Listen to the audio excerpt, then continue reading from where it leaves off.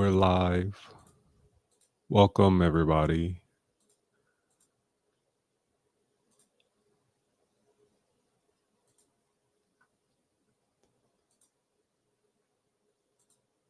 Okay, we're live. Welcome to another Speed Lab. Got some great stuff to cover as usual. We do have a little bit of film review to go over. If you're interested, you could always drop your film here. What's up, buddy? Doggy's come to join me. Okay, so free community, you just drop your film inside of here underneath film review, and I will get to it.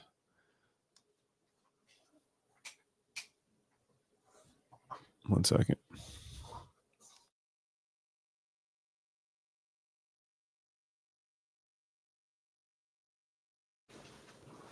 Okay, so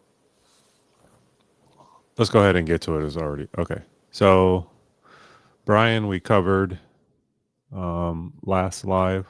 I forgot to get to Satchel, I believe, one of my clients, and I'm not sure I got to Shane either, which is his sister. I replied to them separately, but we're gonna all go over it together. Oh, is this right? Let me see. Yeah, this is right. 2 days ago. Yep. So we're gonna watch it. We're gonna watch this one first, actually.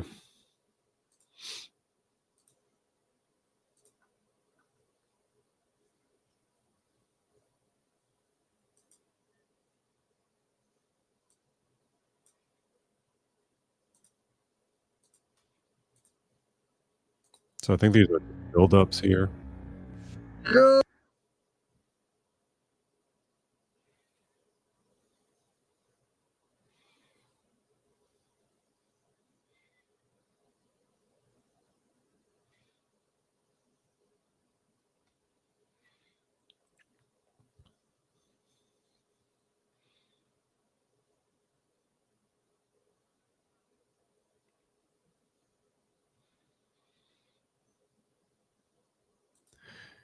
Yeah, what I told Satchel, let's go ahead and watch the other video. It's actually more clear in this one.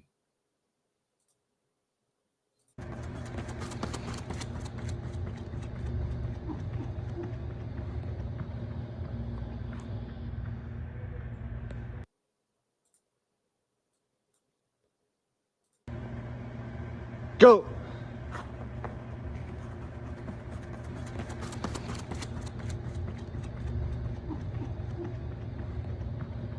So what I told him is that he's being a bit too short in his strides, right? There's a nice equation that we're going over today of stride length and stride turnover. And he mentioned he was trying to be quick, and that's what it looked like. But quickness is not speed, right? Quickness is quickness. You're going to notice that his cycles are not as open as they should be. Very small cycles. Those knees aren't driving up and powerful.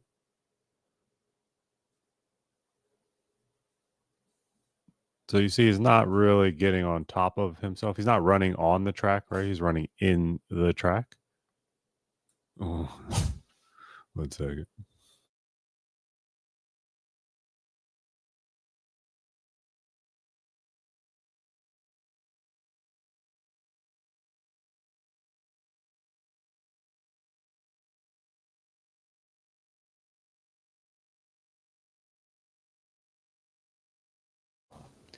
The inevitable foam roller that my French bulldog hates is back to get him. Okay, so he's running. He's not on top of the track, is what I'm saying. You could see that he's trying too hard, leading to tightness and tenseness in his form, and it shows in how small his strides are. Because Satchel's not a small guy, right? But his stride length is not being used to its full extent, so he's not as powerful as he is. the power and force is getting lost due to him not using the full length of his levers. And again, we're going to cover this later in our discussion, but he's striking under his hips well, but I think he's trying to force it by not letting his, like the left leg for him actually swings through better than the right leg, and it could be that he's on the turn. But if you look at his other film, it actually appears to be the same.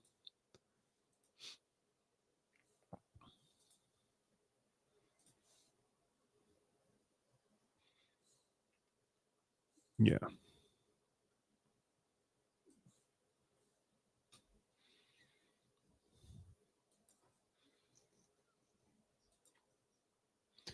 So that, again, right leg is stepping out to the side and just kind of like a dead step. It's not actually like his left leg seems to be doing a lot of the work. Like that's actually a nice position, right? But that's the left leg here leading.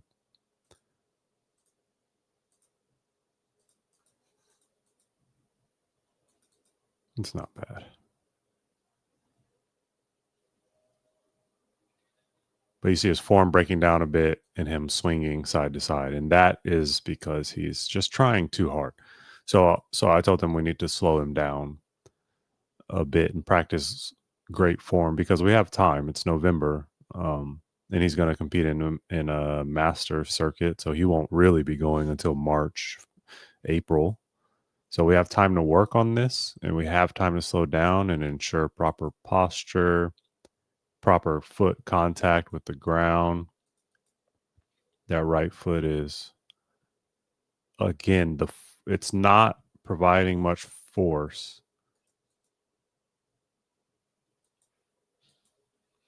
Yeah, he's pointing out and reaching a bit. Well, he's starting to slow down, so that's maybe not fair.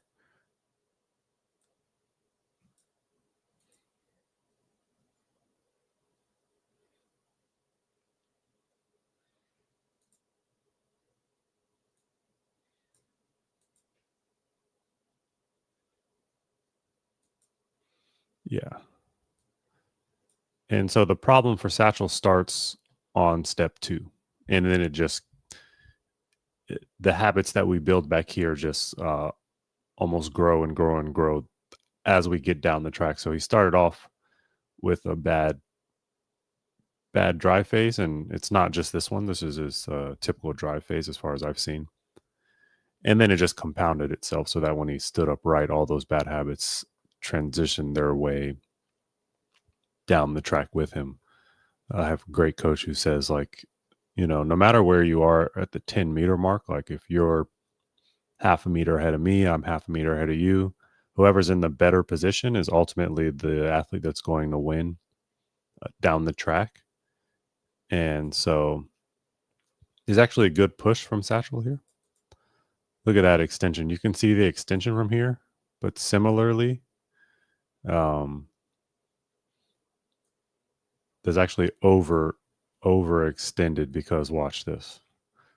So left leg's coming out and it hits the ground and is there for a second before the right leg swings through. And then the right leg swings through and then it stops itself from getting fully extended and pushes down.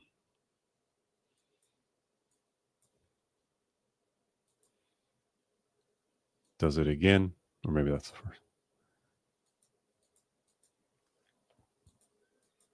And then although he's carrying his, well, he's not in block, so maybe that's also not fair, but he's kind of in his dry phase, but ultimately he looks like he's standing up already. That was like 4 strides down the track, right? It should be 30 meters.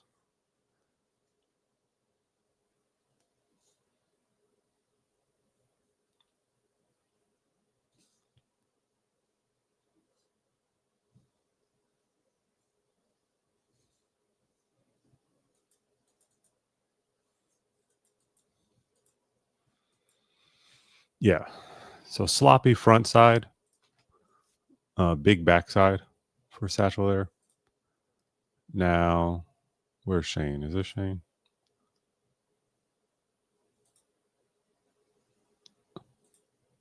I think I didn't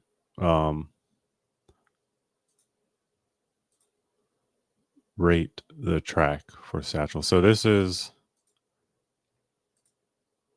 a beautiful track. Nevada Wolfpack, right? University of Nevada. Look at this stadium. Very nice. Got all that field. Oh, it's even more obvious. Let's look at this again, actually. Yeah, you could just see the rigidity and the tightness, right? So for Satchel, we're going to slow down. I'm going to ask him to slow down by making him run 70%, 75%. I'm also going to force him to slow down and apply the right forces in the right places by putting a sled on the back of him, like making him pull a sled, 80-meter, 90-meter sled pulls.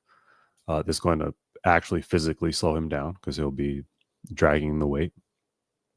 He'll have time to work through full extension on each step instead of having that left leg come through a bit better than the right leg. And of course, in order to get the sled moving, you'll have to have your momentum and rhythm and be exerting force through the ground, as we're going to cover soon.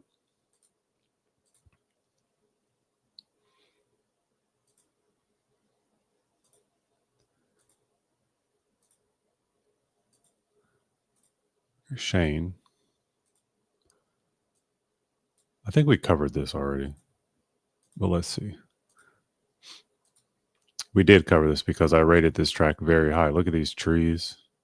Or maybe it's just the same track, but we didn't go over this video in particular. So similar problem here.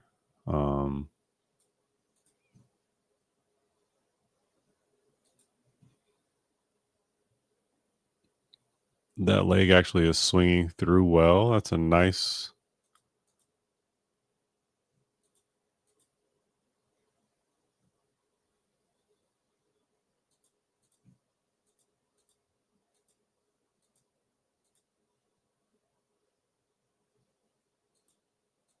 This actually isn't as bad. I believe she's overstriding, which is what I told Shane when I talked to her. But overall, this is a decent form. She's jumping from foot to foot, right? I like to see a bit less bobbing up and down, and just when you sprint, you should just elevate and go. And she's kind of bobbing up and down here. Also, watch this foot as it compresses. We need to make that more rigid and more stiff for Shane. So more plyometrics for her.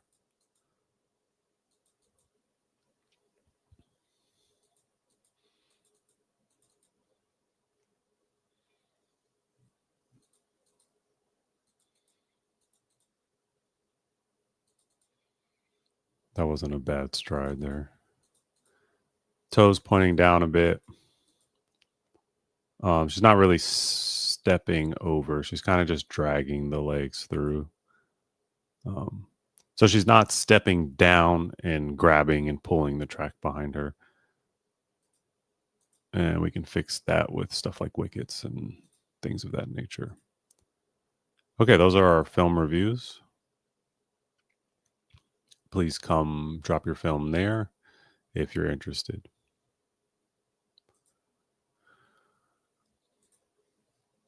Oh, big me. Big version of me. Okay, so we're going over the physics of running. It's a video that I've been wanting to make for a long time. Here, let me put it up on screen.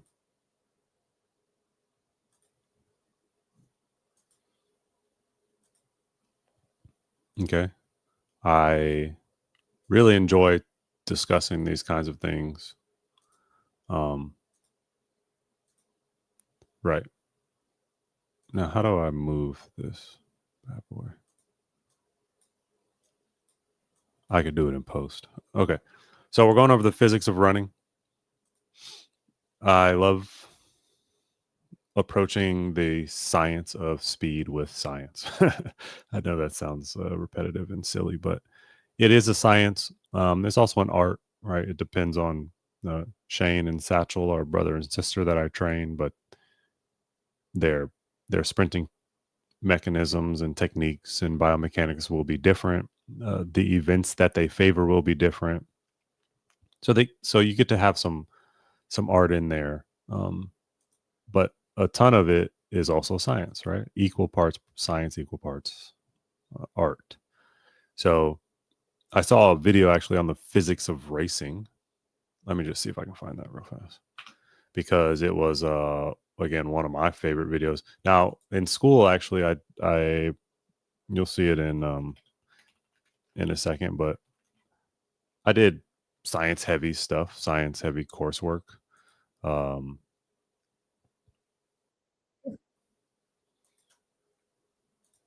Here it is. Let me see if I can share this with you guys.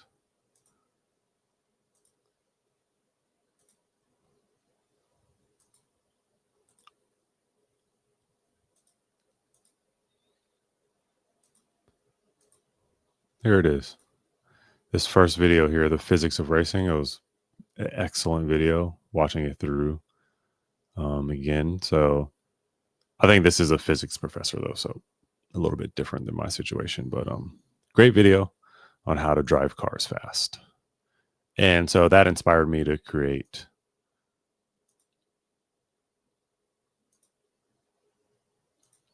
this, the physics of running fast. Ha ha ha. You don't need fancy shoes, you need the equation. Now, there's a ton of debate about these shoes here and if they provide extra benefit that is actually cheating. And we're going to go over, why that might be true, why that might not be true, but ultimately why you don't need the fancy shoes. You just need the speed equation. Now, that doesn't mean you don't need spikes or that you don't need new spikes every season. You do. It's a part of your gear, right? It's one of the beautiful things about running is that all you need are proper shoes, and even then, you can run bare feet. But if you want to run fast and you want to be competitive, you need spikes. We're going to go over why spikes are important. Let's get into it. So the physics of running fast. That's me running kind of fast, I suppose. F equals ma, force equals mass times acceleration. That is not the equation that we're talking about, although that is one of the most important physics equations that will be used when we discuss running fast. But again, you don't need new shoes. You need the speed equation. And although this is a equation related to speed, it's not the speed equation that I'm discussing today. Though that's not right. Like, although this is a equation that has to do with speed and force and acceleration, the speed equation is different than this force equation. So this is me, Coach Chase. I worked in biotech for 6 years. That's me. Pretty cool picture. I studied kind of hard. Not gonna lie. I did well though, so that's a plus. Physics was always tough for me, but I think my background in studying for it will help me explain some of the basic physics concepts to you today. I'm hoping to translate my lab experience, including the science, including the research, into real world speed gains. But here's the question I couldn't answer in the lab. How can I translate basic physics into running faster? The myths of speed. Got our little animated guy here running for his life. Form isn't horrible overall. Needs to stand up a bit. Look at that big head. Oh, the big head is making him lean forward a bit. Everyone thinks speed is like turnover or quickness, as we mentioned before, or the newest Nike spikes, or I'm too short, or I'm too tall, or I am slow. The truth is that running fast is just based on physics for the most part. Now I have this diagram here. I have the link in the sources page, sources description, We went over force equals mass times acceleration, right? This is Newton's second law. Mass is kilos. Acceleration is meters per second or meters per second squared. Force is the force on the object measured in newtons. Example, if in the first 2 seconds of the race, a 94 kilogram athlete accelerates, that would be 190 pounds, 180, something, 90. Is that 200 pounds? No. Yeah, 190 pounds, whatever. Accelerates at a rate of 5 meters per second squared. Calculate the force that is required to achieve acceleration. So this is even something that you could do if you take your average 100-meter time. You can measure your average acceleration. So it's your mass, which is basically 94 kilograms times 5 meters per second squared, 470. Now, don't worry about that. We're not going to be doing math today, and we're not going to be doing difficult physics today, but I found this little meme to help lighten up all that math that we just did, right? It's a play on F equals ma, because when your force is divided by your mass, you get acceleration, right? So you could change different factors in your equation, whether that's the force that you produce by getting stronger, or whether that's your acceleration, or you can change your mass. Like you can lose weight, or in this case, you can go to space. The secret to speed isn't how fast your legs spin, it's physics. My athletes call me Unk, which is hilarious because that was a Unk joke right there. That's funny. Okay. So the speed equation, this is what I'm saying, right? Speed is basically stride length times stride frequency times this mystery factor that we're going to go over. But first, we're going to discuss stride length. So your legs are levers. If you don't know what a lever is, I'm about to show you. The harder you push the ground, the farther you fly forward. So you have this lever here, right? You have this fulcrum point where this triangle is. That's where all the weight will be distributed. And you have this rock that you want to move, right? So the longer this lever, the easier it is to move. The shorter this lever, the harder it is to move. Imagine like the triangle's down here and you have a toothpick, and even if it's a metal toothpick, right? Trying to move this rock is much more difficult than if you have this big pole, which is more difficult than if you had a pole that was like way bigger than this. Another example is doors. You know, doors actually used to be made with the doorknob in the center. You see this doorknob? But it's much harder to open this door than it is to open a regular door. If you see this fuzzy picture of a door, the doorknob's way over here, right? So measure this doorknob to the end, right? The pivot point is here. So opening this door, this distance is shorter than if you open this door with this distance to the pivot point. I hope that made more sense than it confused people. But essentially, longer lever, you can apply more force. Your legs are lever. Your legs are levers. But longer doesn't equal better. Longer just equals more force capacity. You can theoretically apply more force with a longer lever. So again, the legs are levers. You have your fulcrum point again at the ball of the foot. So this is where your spikes will be located. It helps create another factor that we're not going to discuss today, but traction, which will help you push the earth away, that we will discuss. But this is your fulcrum point. And then all of this is supporting your weight, is supporting the body load. And then this is also this is one lever here, right? Long lever that goes ultimately up to your glute, right around your center of mass, which would be your waist. So your legs are levers. We're going to discuss how to turn them into better levers. So you want to push the ground. You don't want to reach. So the way that you achieve this here is bounding drills. We have one of my former athletes here, Liam, doing bounds in the dark. We're going to rate this track really fast. Looks like we got some maybe maroon or red end zone. Nice little turf. Is this real grass? Oh, this is this is real grass. Oh, when we do these ratings, if you have real grass, you get plus 1,000 points, right? Got the nice backlit here. This picture, you get the motion graphics. That's a 10 out of 10 picture. You could also do hill sprints and sled pulls to reinforce this concept of pushing the ground as opposed to reaching for the ground. You want to build stride length naturally, right? Some of the drills again are bounding, hill sprints, and strides. Strides at 80%. It's probably one of the most useful drills that you could be doing in the preseason, off season. You want to go slow, build this natural length, understand what it feels like to reach, understand what it feels like to be small, and then it's kind of like this Goldilocks method where you find the right balance.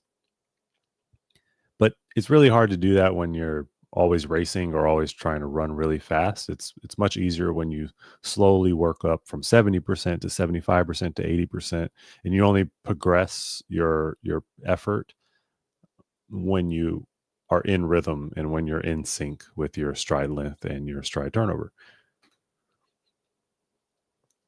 So that was stride length. Now we're going to discuss stride frequency. So centripetal force is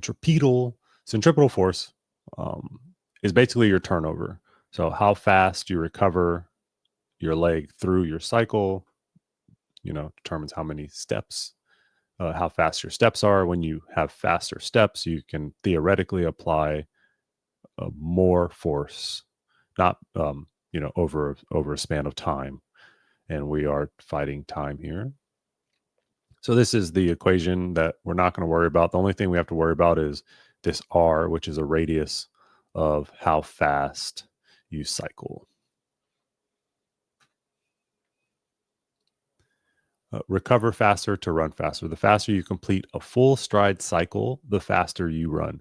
And this is the concept that I was discussing earlier, which is a really important piece of this is full stride cycle.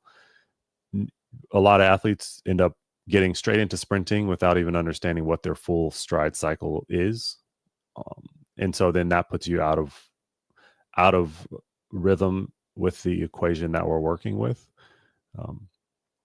Because it is true that the faster you complete a full stride cycle, the faster you run. But when you don't perfect full stride cycles with proper posture, you just are really hurting yourself in the end. And probably not even in the end, but probably like you'll actually hurt yourself. That's what I did, to be honest. Okay, the way you train turnover is with some of the more common drills. You're going to have fast feet, ladders, things like that, high knees, butt kickers.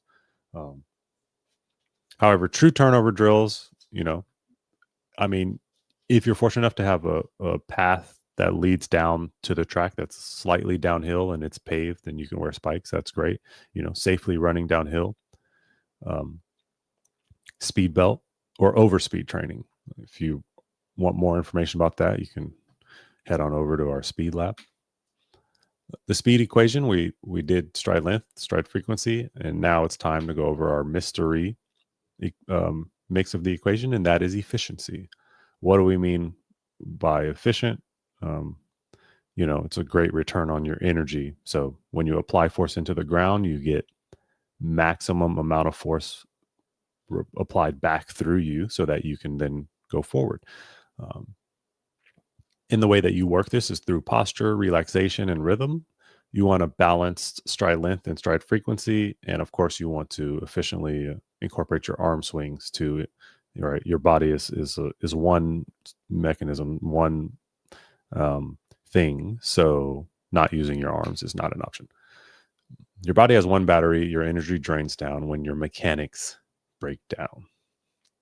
So all the effort and all the energy it takes to make faces and to make noise should instead be put into breathing, into posture, and into your form. So good mechanics save energy. They apply power in the correct places at the right time, and they increase force. Bad mechanics waste energy. they leak power. So even though you're generating the same power as a good mechanics, when you apply that power, a lot of it gets leaked and dispersed into the environment, and you lose force. So the key here is relaxation, is speed. So touching back on why it's important to begin with 75%, moving up to 80%, is the relaxation is what puts you in the correct rhythm and scale of stride length compared to stride turnover. It also helps your muscles expand and contract as quick as possible. A tight, intense muscle won't expand fully, therefore loses its delta on expansion and contraction. But the way that you train relaxation, a way you can train it is what's called the potato chip tests, right? You could put a potato chip in between your hands if you have your hands partially closed, and swing your arms and maybe do a run with it, and you shouldn't break the potato chip. Alternatively, you could just open your hands. If hands are the beginning signal for tightness, right? Tight hand, tight forearm, tight bicep, tricep, all the way up to my face, whole body tightens up. You can do some posture run drills over wickets, as we've discussed in some of our previous videos that will be linked below. And also, again, hands and face. So if I begin, even if my hands are open, but they can be tense and my face gets tense, that will lead to everything else remaining tense, shorter strides, out of rhythm cycles, things like that. So we've got this triangle of speed, right? We have frequency, length, and efficiency. And the way that the pros train this is balanced.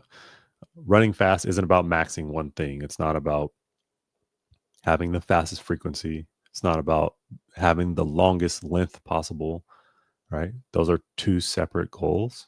It's about balancing those also while maintaining your efficiency. So again, the way that they do this, honestly, is by starting their sprint journeys early, and not just like age-wise early, but like they begin training 10 months before they actually have to run fast, right? And that helps you really build and really adapt and learn and make all of these phases efficient. So you remember the question, how can I translate basic physics into running faster? There's actually an answer to this, right? It's called the ground reaction force, which is the force to body weight ratio, force you put in the ground divided by your body weight. Elite sprinters have 4.4, 4.5x. The way you get there is you train all three levers, the stride length, stride frequency, and efficiency, to raise that number to run faster tomorrow. Now, this is a whole bunch of like, who's going to measure all this? Like, let's be real.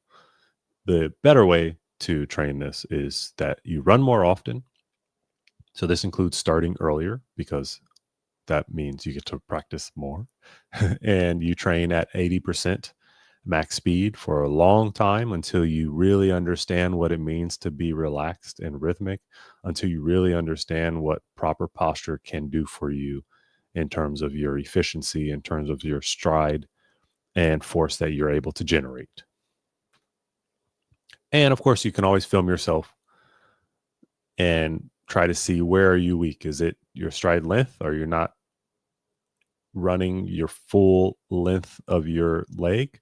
Are you trying to cycle too fast? Are you inefficient and moving side to side? You're wasting energy in various directions.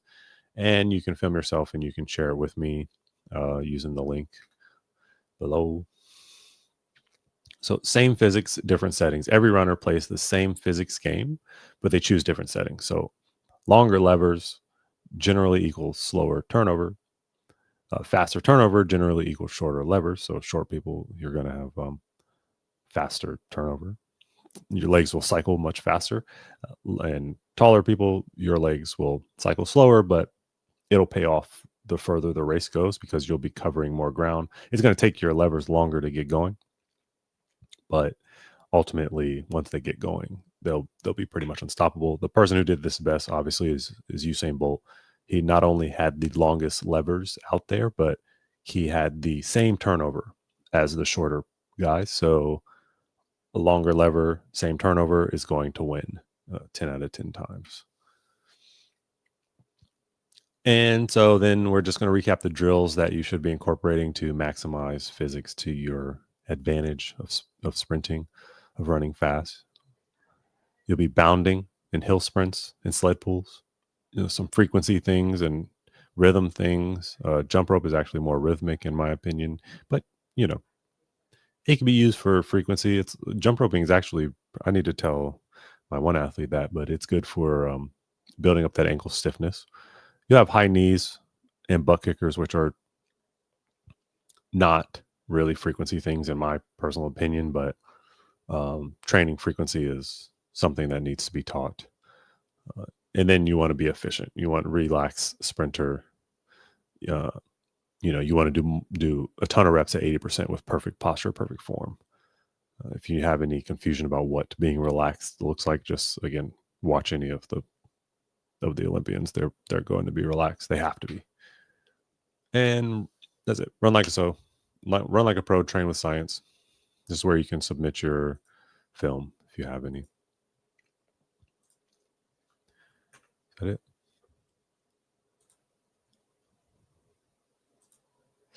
That's it. Well, no questions, no film. I'll see y'all next time. I'm going to try to go live Thursday. What's today? Tuesday. Yeah, Thursday. Okay, same time, 5:30, somewhere around there. See you then.